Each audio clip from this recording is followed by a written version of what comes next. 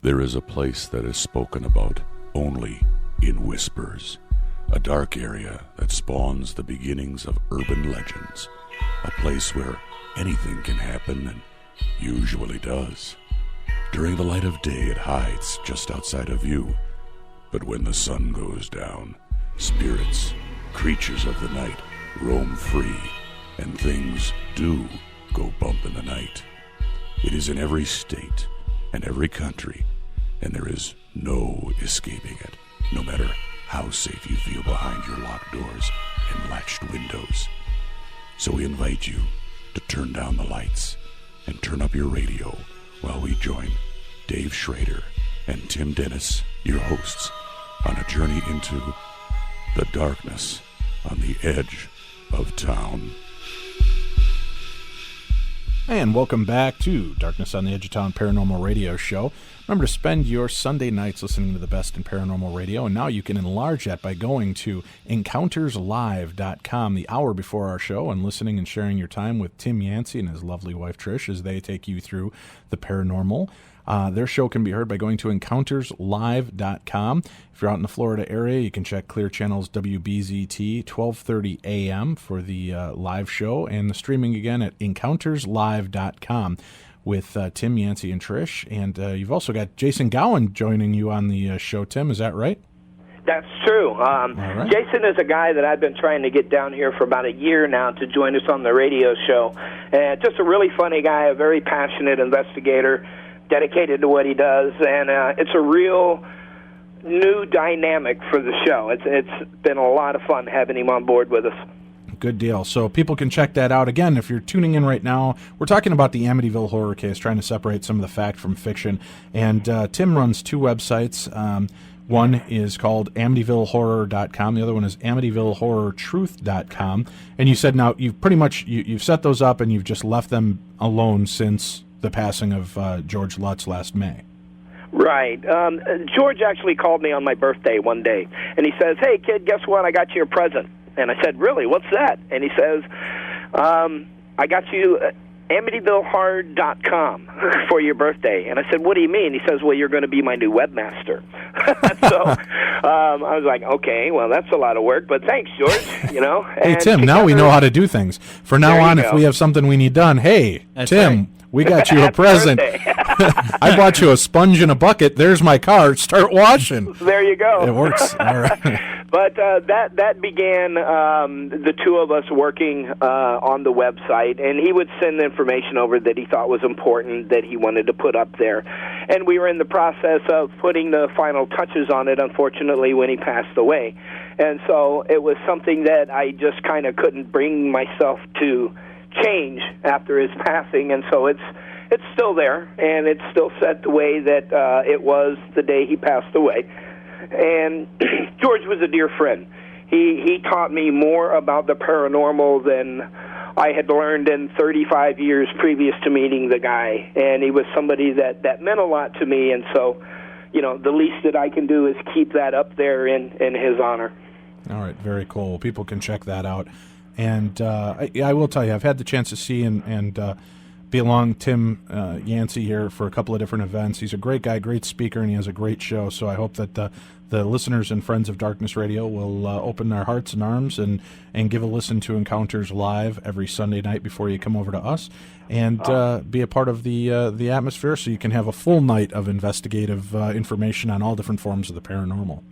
Well, I appreciate that, and I do have to say thank you for allowing me to come onto your show. You know, you are a heavyweight in the paranormal world. You are a huge Hey, be careful. I'm trying to lose weight, all right? Fatty, well, it's true. I mean, you know, Dave Schrader and Darkness Radio has a huge impact on the paranormal community, and I appreciate the fact that you chose to let me come on. And I do have to tell you, Dave, I will make this publicly known. When I signed on with Clear Channel to do the show that we do, I had it put into our contract that we would not be competing in the same time slot as you. Wow. So, there was no way I was going up against Darkness Dave, boy. Well, very, very much appreciated. Thank you for saying that. That's very flattering. It's completely insane, but very flattering. And and I'm sure all 12 of my listeners are thankful, too, that they don't have to split their time between you and I now. So I appreciate that. Well, it's a good lineup if you think about it. On Sundays, you have Ghostly Talk. That's right. Then you have Encounters, and then you have Darkness Dave. And then at night, if you can get on Clear Channel, you've got George Norrie. So Sundays is a great night for paranormal radio. That's funny, and that's what when Tim and I started with this show, we said, even though Coast to Coast is on, a different network than we didn't want to compete with Coast to Coast. So even though we had a local flair, so we lead up to. So it's been nice now. Everybody, we've got this strong fit. So you can do Ghostly Talk early, go to Tim Yancey, then go to Darkness Radio, and then roll over. So for those of you people that really have no life or living in your mom's basement, you now have 6 to 8 hours of paranormal talk you could tune into. That's true. And the fun part of it is that we're all friends. Yeah. And it's not a competitive thing. And, Scott and Doug are great people, and I love seeing them at conferences as well as you and Tim and everybody else. So it's always fun, and I thank you for letting us on. Oh, not a problem. We enjoy having it, and we've always been about sharing and having other shows on our show. I think we've had Ghostly Talk, Todd, yourself, other radio show hosts that have come on the show with us and talked. So, it's great that the community can be this open and share. I think when you start getting into the ego issues, that's why there's so many wars. And if people could see that groups like us, who are in competition in a sense for listeners, can get along and there's not this war, there maybe people can start to, peg it down a little bit in the whole investigative side of things where it's really getting ugly out there. I agree. There are people at conferences that I can start talking about Amityville that just hate it. They're convinced it's a hoax, but at the end of the day, we can still continue to be friends. And that's important in this community. There's enough garbage and conflict swirling around out there in the paranormal community without, all that little ego stuff getting in the way. So it's really good stuff when we go to conferences and get to meet people like you, man. Well, thank you. Now, I'm looking at one of the sites that talks about the hoax that is the real Amityville horror. And as we're going through some of these points that they're bringing up, they're saying that you'd mentioned the pit to hell located in the basement, and they're saying that these are things that were definitely quoted coming from the Lutzes. It says, after living in the house for just 10 days, the Lutzes suddenly abandoned all their possessions, moved out of their beloved new home. They quickly went public and told of their horrors that tormented them in the house. The horrors they spoke of included levitating demonic pigs, ghostly voices that told them and the local priest to get out, a pit to hell located in the basement, oozing slime and blood from the walls, uncontrollable urges to repeat the murders that had happened in the house previously, infestations of flies, waking up every night at the exact time that the DeFeo murders took place. Now, of those points, are any of them true, and which ones? Well, if I can remember the list here, sure. George did state that he would usually wake up in the middle of the night. He would wake up usually between 3 and 3:30, sometime around there, usually about 3:15 or so. And he would have this urge to just get up and wander around the house. I told you about the boathouse door out there. Right. It had this problem where it would always be open, and he'd have to go down there and close the thing. And that was one of the reasons for his nightly escapades. Now, to look at it from a skeptical side here, Tim, and tell me what your thoughts are on this. We've had our good friend Adam Bly on the show, who's a demonologist. He's also, works in the psychological field and talks to us about sleep patterns and things that, people mistake as paranormal activity, which is not. Right. And reading and doing some of the things, people sleep in 4-hour sleep patterns, where it's 4 hours of steady sleep, and then, usually that's why you get 8 hours. It's a good time frame. Usually you sleep in 4-hour chunks. Right. So, it could just depend on what time he went to bed, that as he came out of it, he was just a little bit more sensitive, that he continually broke out of that sleep shell at around the same time. I also know that once you start getting into a routine, I can't tell you, I don't use an alarm clock 95% of the time. I know I got to be up at 9 o'clock in the morning. I go to bed at, whether I go to bed at 9 o'clock at night or 4 o'clock in the morning, I wake up at 9 a.m. because I don't know if I've trained my internal clock or what's going on, but I seem to wake up, and I notice that once that happens, I start falling into the pattern, and I notice it. Now, does that mean that at 11:22 every night, I just happen to roll over and look at the clock and it's 11:22? Or do I notice it because that's my birthday, November 22nd? And do I look at the clock 1,000 times a day? I just don't pay attention to it because the numbers mean nothing to me. So, right. Well, George always said that there came a time when him and the family had to stop blaming everything on the house. Right. And I think that this may have been one of those incidences. It was a case where he would awaken in the middle of the night, have a cigarette, go to bed, do whatever, wander around the house. It was just another thing among many things. See, and there's another great point. If he's having a cigarette, sometimes the body cravings make you get up. And then if there's another pattern that he's noticed is that the door's always open around that time. Right. His body's just, geared to get up, have a smoke, go close the door, and come back to bed. Sure. It's a complete possibility. The other things that would happen that would wake him from a sleep were things like, he described it as an unorganized musical sound. This became the marching band that you'd heard about in the book and in various stories. It sounded almost to him like a clock radio that was off channel, would going off, and he would hear it from downstairs, and he'd go downstairs and look for the sound, and there'd be nothing there, but the carpet would be rolled back in the living room there. Things like that were a lot of the catalysts for him waking up in the middle of the night. They did hear screams and voices inside the house. You mentioned Ralph Pecoraro, who was the priest that went into the house. Father Pecoraro was a judge with the ecclesiastical court with the Rockville Center Diocese there. He spoke several languages. He was not the kind of person that would normally go and bless a person's house. But he was friends with George. He had helped him with an annulment from George's first marriage. And they had become friends and talked over the phone several times. And when a friend that George built motorcycles with by the name of Tommy heard the house that they were getting, he really demanded that they have the house blessed. And he didn't know who to call. He wasn't a practicing religious person. He was, I believe, Episcopalian at the time. But he called Father Ralph Pecoraro, and he agreed to do that.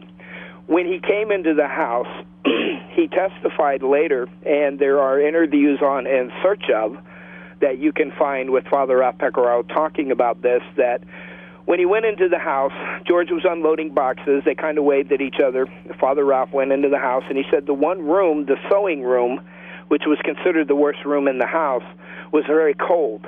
And he thought that it was unusual, and that he began blessing the sewing room, and he heard a voice tell him to get out of the house, and that he was slapped across the face, and that there was nobody there. Now, George and Kathy didn't know this at the time. When he came back down, all he said was that he was uncomfortable about a certain room in the house, the sewing room, and that he would prefer that, they didn't use it as a bedroom. Now, George and Kathy didn't really understand what he was saying, but they said that they were going to use it as a sewing room, and he seemed to be comfortable with that. And they tried to give him, I think it was a bottle of wine or something like that as a gift, but he wouldn't have it. They were friends. So he left, and it was only later in the Jay Anson interviews that actually came out. And eventually it came out in testimony as well. So there was some legitimacy in this priest. I know they've interviewed him. Was it on Sightings or one of those shows where they had him come back and Right. he actually admitted that he did hear the word "get out"? That's not just a fallacy that has been perpetrated since the event. Sure. This affected his life in so many ways. He eventually left the diocese. He was transferred here and there. And the last anyone heard, they believe that he may have passed away here in Florida in 1981. But it was something that affected him very deeply. In the book, he was portrayed as Father Mancuso, and they tried for a long time to hide his identity. So a lot of people like Stephen Kaplan, who wrote the Amityville conspiracy books, and Joel Martin, and some of them came out and said that he never existed. Well, he did. Wow. All right. So we've got that down. Now, let me ask you this, too. What did George think? I mean, I'm sure you talked to him about this. Did they have any trepidation about buying a house where all these brutal murders took place? Well, sure. Edith Evans, who was the realtor that had been showing them houses over the summer, told him, well, I want to show you a house, let's show you how the other half of Amityville lives. And she took him to the house at 112 Ocean Avenue, and they toured it as a family. And she said, well, look, I don't know if I should have told you this before or after touring the house, but this is a DeFeo house. And they're like, what do you mean? And she reminded them of the murders that had occurred 13 months before.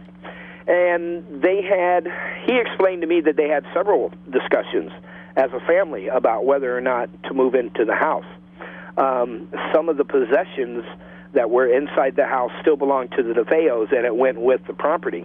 And George said, it was good stuff. They had good stuff. And so after several discussions with the kids and with Kathy and everybody, they decided that it wasn't going to be a problem for them. He was not a believer in the paranormal stuff. There have been a lot of people that said over the years that he was into the occult and he was a Satan worshiper and this and that. His explanation to me was the only thing that they had done before moving into the house was they had taken some TM classes, which was transcendental meditating classes that were real big in the 70s. And they had been involved in that, and that was it. Unless you count playing around with an Ouija board a couple times as a teen. But that was the extent of anything that he knew about the paranormal, and so that they didn't think that it was going to be a problem, and they agreed to buy the house. All right. So they've gone ahead, they've purchased this house. They had no real fears or worry that it was going to be haunted by ghosts. Because, again, who's going to think of that? Now, yeah, maybe because of, how the Pandora's box has been opened and everybody thinks everything is paranormal now. Mm-hmm. But the fact of the matter is that it wasn't a precursor for most of these people. You were able to, it's a real problem that somebody was murdered there, but we moved in and, got a deal. And as you mentioned, they bought an $80,000 home that was estimated to be valued at $120,000, so they were making money on the deal. Did they ever end up reselling the house, or did they just bail out and, it went into foreclosure? What happened with that? At some point after the investigation that Ed and Lorraine Warren did, Ed and Lorraine sat down with George and Kathy, and they said, look, this is something that we cannot fix. It's malevolent. We believe that it's demonic, and it's not something that we can fix without having priests come in and do some sort of a blessing or rituals over the home. George saw that, the way he explained it to me, as putting someone's life in danger. So they decided that they couldn't do that, but what they could do was give the house back to the bank. Now, originally, the plan was to move out, get the house fixed, and move back in. They never planned on originally selling the home. And if you look, you will find that they eventually turned the house back over to the bank, but it wasn't for several months later, in July or August of the next year. They continued to make payments on that house, hoping that they could get it fixed. And once Ed and Lorraine sat them down and said, this is the case, this is what we think, they decided to move as far away as they could. They moved across the country to California. When they got to the airport, he had a cedar chest that they told him was okay to take out because cedar is, according to the Warrens, there was something about the cedar wood that made it okay to bring out. And I've never understood it myself, but he got a trunk and a motorcycle and some blue boat towels that were in the van. He had some boat towels that he uses, and he took those. Went to the airport, dropped it off. The guy that took their luggage, he handed them the keys for the van and said, here you go, we're not coming back. And off they went to California. So for George, it was something, especially with the last night that they spent in the house, that he realized he couldn't fix this, and he didn't have control over this, and he didn't understand it. And after seeking out the best expert that he could find and them saying we can't do nothing, it was time to go. Well, now on the other side, let's look at it skeptically again here.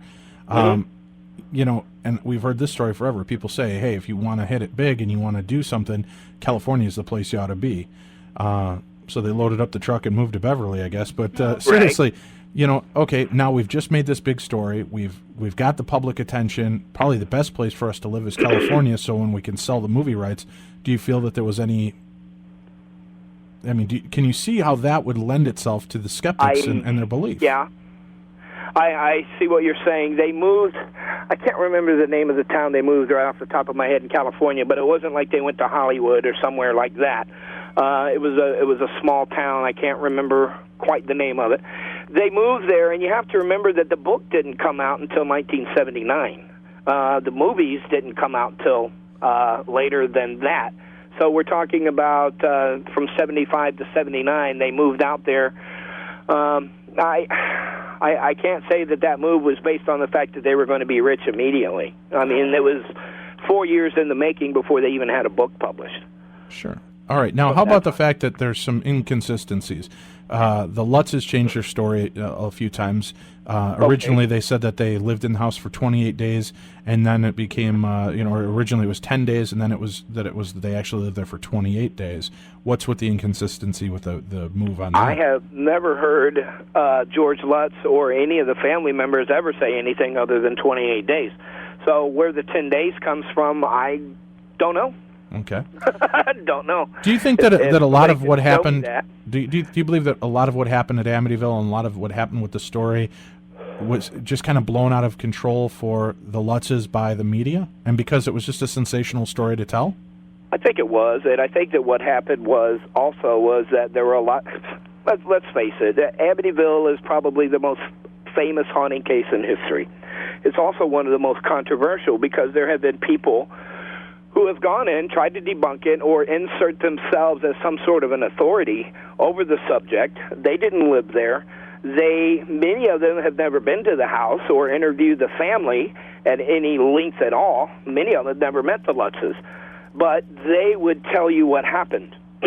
So, I don't know. Stephen Kaplan was one of the gentlemen who first came out along with Joel Martin as the people that debunked the Amityville Horror. He wrote a book called The Amityville Horror Conspiracy. Yeah, and let's cover that in a minute. Tim's signaling me from across the board. We have to take a break. Yeah, I want to talk about Mr. Kaplan and his attacks then on the Lutzes and going forward. So stay tuned. You're listening to The Darkness on the Edge of Town with our guest, Tim Yancey. And again, check out his website at AmityvilleHorror.com and AmityvilleHorrorTruth.com. And check out his radio show every Sunday night leading up to ours at www.encounterslive.com. We thought El Chupacabra meant the cup of coffee in Spanish. Me llamo Hr.2 Especial. ¿Cómo está el yay? What you talking about, Willis? Shows you what we know. Stay tuned. There's more to come from the darkness on the edge of town. In the Amityville Horror, the ghost told them to get out the house. White people stayed in there. Now that's a hint and a half for your A ghost say get the out, I would just tip the out the door. They walked and looked in the toilet bowl with blood in the toilet. Hey, so that's peculiar.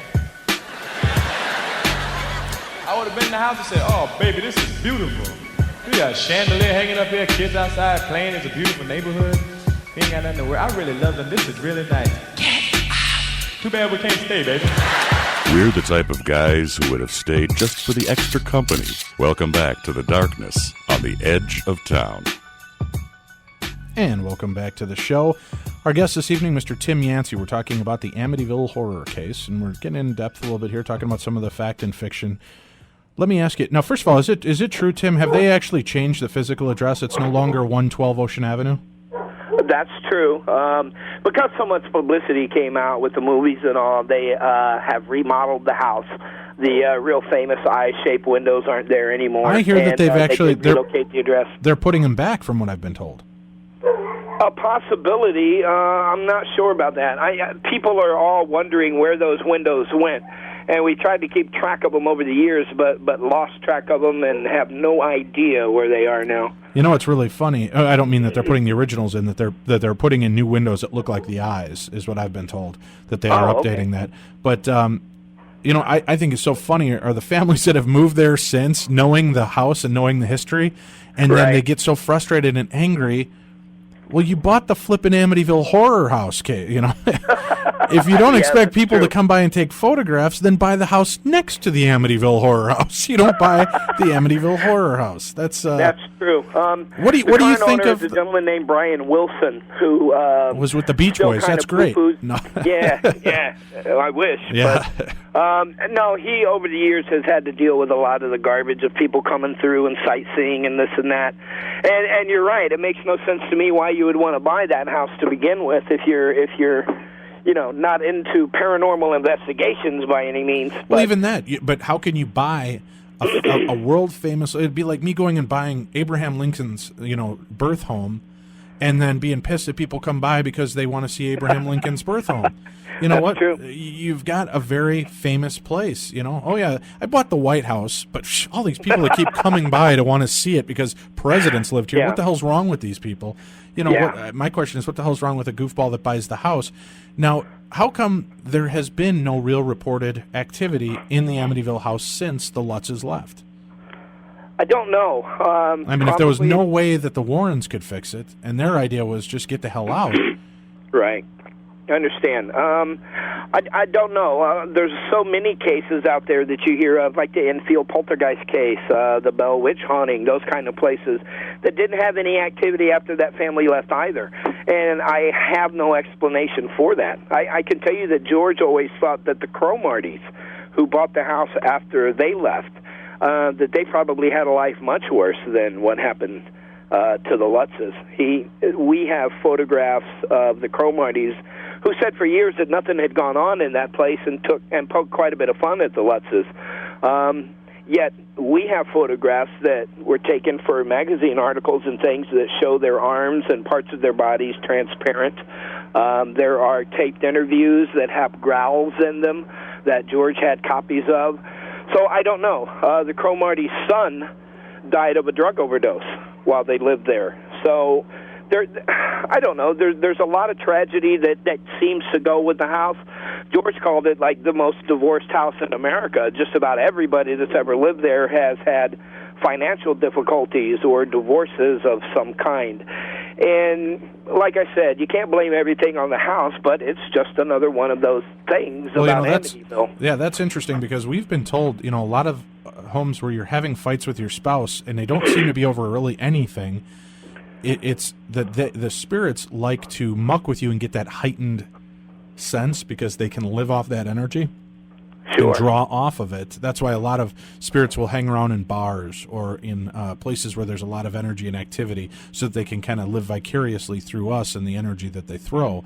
Sure. Be it sexual energy, tension, angry, drunk, whatever. You've got all this different energy just zipping around. So I do find it interesting, so many people in the paranormal field, even if they're both into the paranormal, end up divorced as well. Dealing with this, and it always seems to be about rage or anger issues. I don't know that I would think that's something that's a little bit more frightening to me than malevolent, throwing plates at my head spirits. Is the spirits that are mucking with your life, and marriage is hard enough. I don't have to worry about Uncle Jed screwing with me to live off my essence. That's true. I have found in my personal experience and in researching others that this stuff has a way of attacking you in ways that you would never even think of. And when I thought that I was at a place where, okay, I'm done with this, I had made a conscious decision and a conscious choice in my life that this stops here, and it stops now, and had started working on that. Next thing I know, I'm thinking everything's okay, and my mom is going through pure hell, where something is affecting her life, or my brother, or somebody like that. And I left paranormal radio. I was doing this back in 1994, and I left paranormal radio for 5 years because I couldn't have this stuff attacking my family, and I thought that maybe my interest in paranormal radio and the stuff I was doing was having an effect on all of that. So it is, Dave. It's something that I think that we as humans will probably never understand fully. We'll never figure out the ways that it can influence your life, and it's an ongoing mystery for me to this day, Strange. Now, you had mentioned at the beginning of the show, too, that there are things you can do to arm yourselves and protect yourselves from this. Let's talk about some of that, and then we'll go back into some more of the Amityville lies and truths and see what you can separate for us. But let's give some people, real quick, before we end up at the end of the show out of time, what can people do besides add laughter and love into their lives to change things? Because to people like myself, it comes off sounding so hippie. Laughter will keep the spirits at bay. Well, to me, again, if they can live off energy, why can't they live off of a euphoric energy as well? Yeah. Well, I think that, Dave, you have had experiences in your life and in your investigations as well. So you know where I'm coming from with this, I believe. I made a decision a long time ago because of this haunting stuff that was happening. For a long time I was embarrassed to say that I was a haunting survivor or a haunting victim, whatever you choose to call it. And at a point when you're 6, 7, 10, 12 years old and this stuff is going on in your life, bad things are happening to you. And I thought that I was a bad kid, that this was a punishment of some kind, that I had done something wrong and I was bad. And growing up in my teen years, I decided, you know what? If I'm bad, I'm going to be the baddest dude that I can be.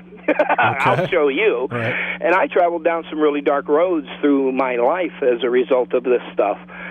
And I got to a place, for me it's not unusual to hear of somebody like Ronald DeFeo blowing away his entire family.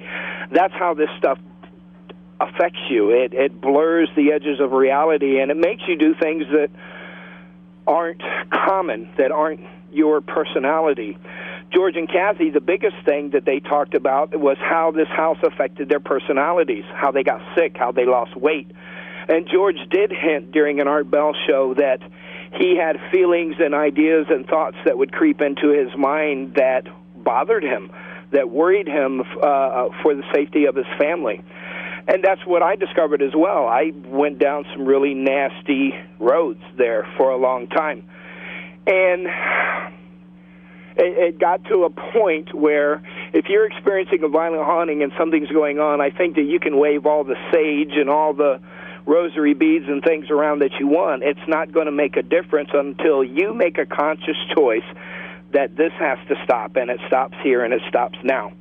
Those things, that sage and that rosary beads and those things, they're helpful because they're kind of a placebo for me. Right. That's what I've always thought, is it's more of an intent. As long as you're putting that out there, and this is your intent, is to remove whatever's in your home bothering you and your family. Sure. Those things are visual icons that I can visually look at and garner my positive energy around. But if you don't have that faith to start with, they're not going to do you any good. So that's where I had to start. I had to start believing in myself again, putting some positive stuff into my life. I talked about journaling. I mean, there were times when I would force myself to write, today I have a nice smile, or something like that. Just positive affirmations, and cram them in there and read them and remind yourself of that type of stuff. To reach out to friends and family members. You're having a bad day in your house, stuff's going on, invite your friends over, or go to your friend's house and surround yourself with that positive vibe and that energy that comes from them. Faith, for me, has played a big role. I'm very active in our church. Trish is a Sunday school teacher where we go, my wife, and that's a huge help in this. And like I said, humor, that laughter. Let me ask you this, Tim. I don't mean to cut you short on this, but now you say your wife is a Sunday school teacher. Mm-hmm. How do they know what you're into, and how do they respond? See, it's funny. My son would go to this nursery school here at a local church, and I won't give the name, but it's a nice little nursery school. But on the back of our window, on my car and on her truck, it says, explore the paranormal, darknessradio.com. And the looks we got from churchgoers of, it happens. You're dealing with sinners and Satan. I mean, how do you get the same kind of For me, it's effect? A chance to take those people that give you them funny looks, and it's a way to open a door into them and to make them understand that, hey, regardless of whether you believe this stuff is real or not, this is my reality and this is what happened to me. And through that, it opens up conversation, because this stuff isn't talked about. And that's why so many people think that, okay, well, you were involved in hauntings and you know that Amityville guy, you must be demonic and you're one of those Satan worshipers and stuff. Demonologists all the time get a bad name because that's what people think they do. They don't realize that the role of a demonologist is not only to help people who are victims of this, they go in and do stuff. I know John Zaffis, for example, he's gone in and infiltrated cults to pull members out for families, that type of thing. It's a very different role than what most people think. But our church, I've invited Reverend Williamson, who is our pastor, on our show. He's been on 4, 5, 6 times, and we talk about that stuff. If your God cannot accept the fact that maybe there's something in the world that you don't understand, you need to get a bigger God, as far as I'm concerned. Yep. I can see that point. Let's talk. So, do you believe that holy water, crucifixes, all the stuff is good things to add to your home, or do you think again it's more the placebo effect and it's just taking control of your life again and having it, booting out what doesn't belong there? I think that it depends on your faith. For me, those things, there are things that I have. George gave me a medallion, a little holy medallion that has a patch from Padre Pio's tombstone that was touched to his tombstone. And it's just a little Catholic medallion. It's nothing big. But for me, it's a visual tool, so to speak. It's a little visual thing that I can hold in my hand. And, you can't always see or feel God. And with this, it brings me a little closer to that and to my faith. And that's good stuff. That's fine. No problem with that. Holy water, if you have faith in it and you believe it works and it's something that's cool for you, no problem, by all means.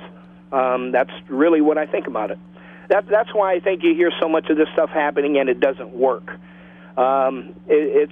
It's something that you have to have devotion to in your faith and have belief in, and that's what gives it power. Well, here's something interesting, because I always get this question offline and off air. People want to know why holy water is better than a lot of other things. Holy water, aside being blessed water by a priest, holy water is also mixed with blessed salt. So what happens is when you sprinkle the doorways and make the crucifix on the doors, or the sign of the cross on the doors and windows and things in your home, when it dries, it leaves that salty residue, which is continued protection. So that's something for people that, if you want to understand why holy water seems to be so good, is because as it dries, it also still leaves behind protection for you. So that's something to consider. Well, this stuff, Dave, is a violation. It's very akin to an abuse, just like anything else. Drug abuse, family abuse, husband abuse, those types of things. You go to an Al-Anon meeting and they give you a chip, That's nothing. It doesn't have any special power in it. It's just a visual cue that you can kind of wrap yourself around and get your head straight with. Right. And that's how I think that stuff works. Let's talk about a couple of these other things now. Do you think that a lot of the case was, a good case, but it just pissed off a lot of people, like what is his name again? Kaplan? Yeah, Kaplan, who was originally asked to be a part of it, then kind of pushed out of it, so he didn't get to make his mark. Even their attorney, William Weber, right? He jumped in on a lawsuit. The family that bought the house after the Lutzes, is that true? They were so stressed because their home was a big site for people now that they actually sued the Lutzes and the publishers of the book? True. Stephen Kaplan was an individual that had his name in the phone book. He was a paranormal investigator, and he's the first person that George Lutz called on this thing, trying to find help. Stephen came out to the house and initially started to do an investigation, but within 2 weeks, the Lutzes found out that he was a little quirky. He had a degree that came from one of those universities without walls, so to speak. Right. At least that's the way George explained it to me. There are photographs that exist to this day that show Kaplan with a stake in one hand and a hammer in the other, and he called himself a vampirologist. Right. He was somebody that they felt probably wasn't as professional as they needed, and so he called him and said, well, look, this isn't working out. In the meantime, Laura DeDeo had hooked him up with Ed and Lorraine Warren, and they were trying to get Hans Holzer at the time to come and investigate the case, who were a little bit more credentialed and noteworthy. And so he broke off that investigation. Now, that started a vendetta between George and Kaplan that existed for some 20 years. And so Kaplan eventually wrote a book called The Amityville Horror Conspiracy, in which he exposed this as a fraud or a hoax. Yet his co-author, Joel Martin, these days will tell you quite a different story of what he thinks about that house, that it was absolutely paranormal in nature. Kaplan based a lot of his stuff, because he'd never interviewed the Lutzes, on the book, on the movies and things like that, which we've already stated were creative license. The book wasn't the most accurate, but they did the best that they could with it, and it is what it is. Now, didn't the attorney actually, who was Ronald DeFeo's defense lawyer, right? He jumped in and started suing the Lutzes because he felt that they stole his ideas for the Amityville story. This is one of the most interesting parts of the case for me, and something that people have never really researched. Now we go over the Lutzes story with a fine-tooth comb, and so I did the same thing with William Weber. William Weber was DeFeo's attorney, and in many of the interviews and things that you can find out there on YouTube, there's different inconsistencies in his story. Well, and you know, let's cover that. Let's do that. We're going to go to break. I'm getting the cut my throat signal from across the board here, and then let's go into William Weber's problems. We'll be right back with more, and more with Tim Yancey right after this. Are UFOs real? Does Bigfoot exist? Was Emily Rose really possessed? Who is the next American Idol? She bangs! She bangs! Oh, baby, when she moves, she moves. Thank you. Thank you. We try to answer these questions and more each week on The Darkness on the Edge of Town.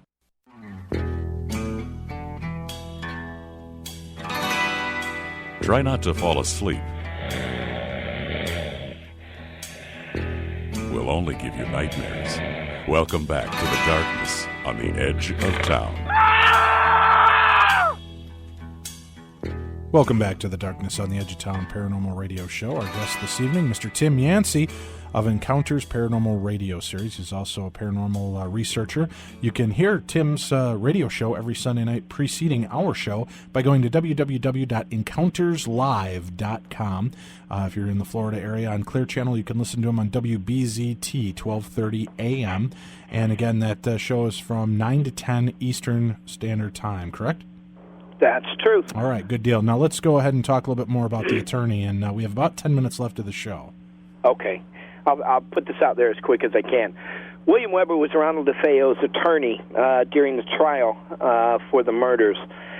George had explained to me that once all of this had happened in the house, that it would be unconscionable of them to allow a person like Ronald DeFeo to just rot away in prison without some sort of psychological help.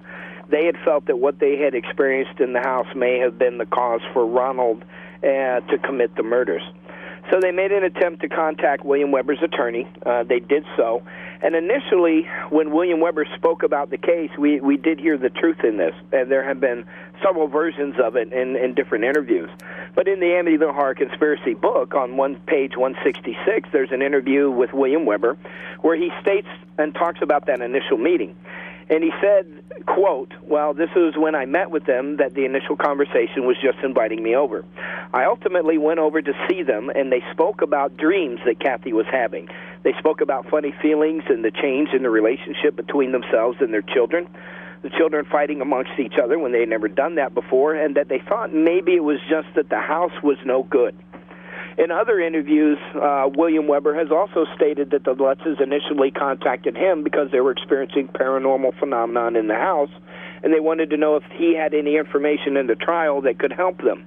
Later, that changed. It became he sought them out because he admittedly had a book contract that he wanted to work on with the Lutzes, and then it became the Lutzes seeked him out because they had a book that they wanted to work on. Now, William Weber went on to state that they had together concocted the whole story over many bottles of wine.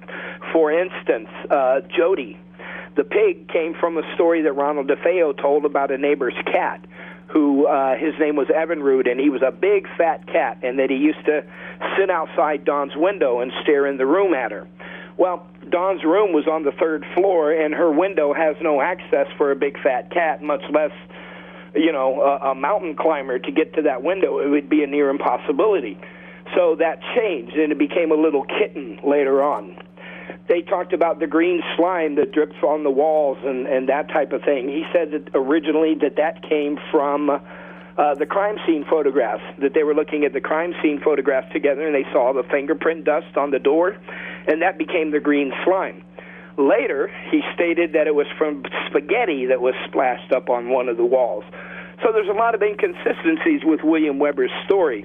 It's a moot point, but when you look at what would be the reason for William Weber to create this story, there's a good reason for it and a good motive.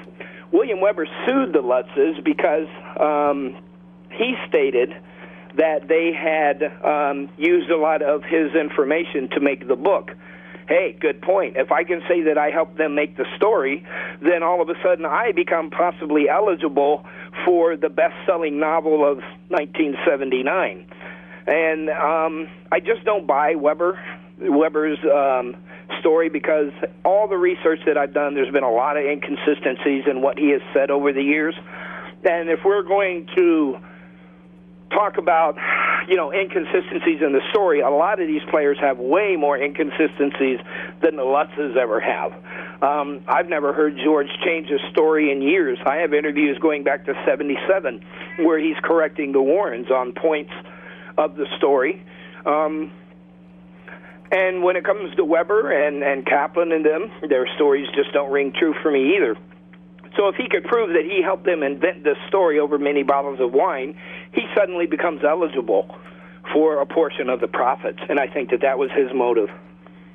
Well, now talking about Kaplan, I mean, he came off kind of as a nut as well with a lot of the things that he did. As you said, he was a vampirologist and would walk around and kind of make a big scene of it. And it seemed almost like he was pissed that he got cut out of the whole chance to be a part of this huge story. So he made his own version. It's kind of like, to me, it reminds me of Houdini. You're a master at doing this, but when the attention isn't on you anymore, what you do is then you become a debunker of other people's legends. And and that's kind of what Houdini stepped back and started doing with going after psychics and mediums. So this guy, I think that was the case. I'll be the first to say that Stephen Kaplan was a passionate investigator. He was very devoted to what he was doing. But he did not have accesses to the Lutzes. He didn't have the ability to interview them and ask them what the real deal was. All of his debunking was based on the book's version and on the movie versions, which George was always the first one to tell you in the various lectures and things that he did, that it was not accurate. It wasn't the best that it could be. Interesting stuff. I mean, I don't, unfortunately, I don't know if we'll ever get to the bottom of this, but do you think George is now a resident of the Amityville Horror House again and is there kind of watching the legacy, or do you think, believing in what you believe in, that he's washed his hands? Well, George and Kathy were both very devoted Catholics toward the end of their life. They converted to Catholicism.